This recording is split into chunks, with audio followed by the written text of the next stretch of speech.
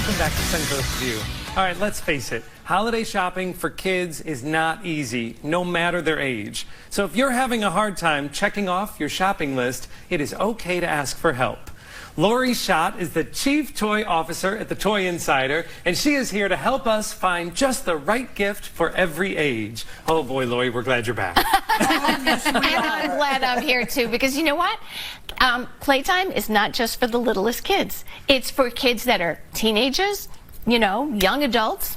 People like us, we're young adults. Yes, you taught us the phrase kidulting, right? Kidulting. And you know, it really started a lot when COVID happened. We were home, we were playing with our kids, we needed something to do when we were around, and the toy companies have sort of embraced it. So there's plenty of things for older kids like us. So this is our Prismic 3D lantern. I have the star right here. You can build a unicorn. There are hearts. There's 6 different ones you can build. So first look at it when I light this up. I love this. Look how beautiful this is. So it's actually a puzzle. This is for kids 12 and up. Parents might actually get in on the action and help or build it by themselves. It's because it's tricky. So you take these pieces. You can actually see it. You're going to put them together.